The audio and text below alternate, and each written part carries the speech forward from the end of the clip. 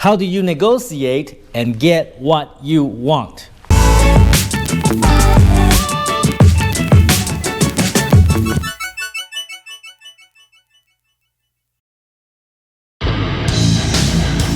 You know, if you're in Vietnam and want to know about business, actually, if you're anywhere and want to know about business, you might want to check out Tom Peng.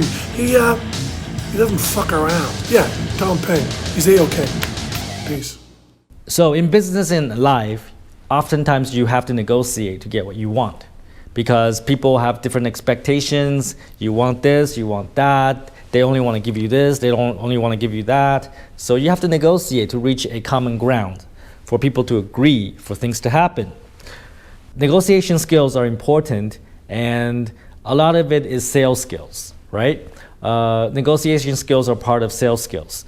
And today I'm going to give you 3 tips on how to negotiate better so that you can get whatever that is you want. So tip number 1 is don't expect to get what you want immediately. All right? The worst thing that you can do when you go into a negotiation is appear desperate. I really need this now, right? If you appear desperate, then the other side will smell it. They can feel it. And they know you're desperate. You need it so much. That's when the price go up or the conditions are harder because they know you will do more to get it, right? So always prepare to spend more time to get what you want. It's almost like chasing a girl, right?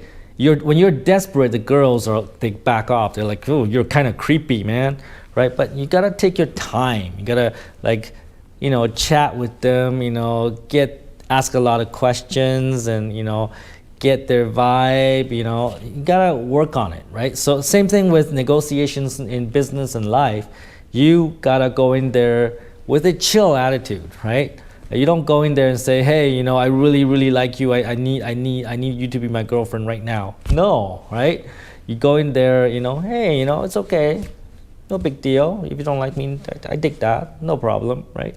And when you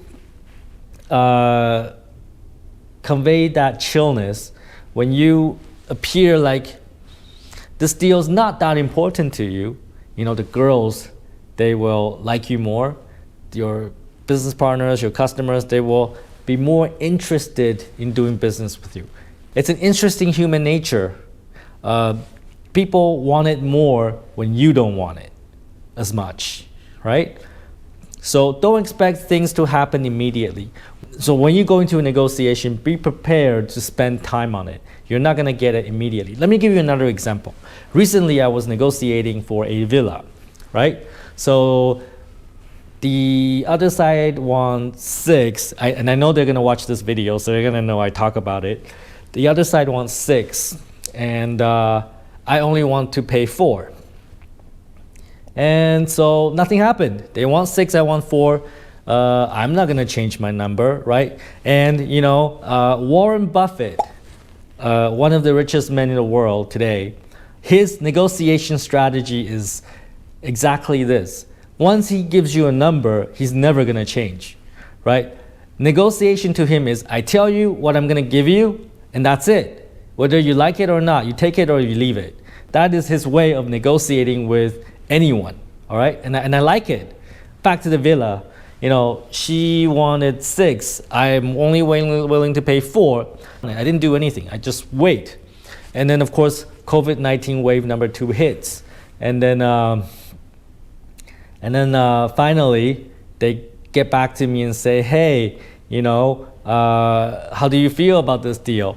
And then we're on Yellow, and this is very interesting. And I was like, okay, how about I'll give you 5? And then at the same time, they sent me a message saying that, okay, we agree to 4. So right at the same time, I said 5, okay, and they sent back the message saying, okay, we'll give you at 4, right? So I got it at 4, right? So, and the reason I got it at 4 is because I waited. And the situation turned into my favor because of COVID-19. Things are desperate. People want to, lock deals in as early as possible. So that's what happened. when you have patience, when you wait, good things happen. Tip number 1, don't expect to get it immediately. Now, tip number 2, you have to understand what do they really want. Oftentimes, maybe you don't agree on the price, but maybe there's a deeper reason why they don't agree. Sometimes it's just, principle. Maybe they just don't want to lose face. Maybe they have to answer to another boss, right? I'll give you another example, right? I was negotiating for, let's say, an office space, right? I want to pay this price, and I couldn't get it at that price. So, but somehow I was able to reach their boss, and I got at the price that I want. Because, again, everyone has a different motivation for doing things, right? So at this level, they don't want to lower the price because it makes them lose face. But when I talk to the boss, they just want to get the deal done, right? So you got to understand what is their motivation. Some people, they don't want to do it with you because of reasons that are not reasonable or rational. And you need to understand why they think that way. And always figure out who is the real decision maker in this deal. And you always want to reach the real decision maker.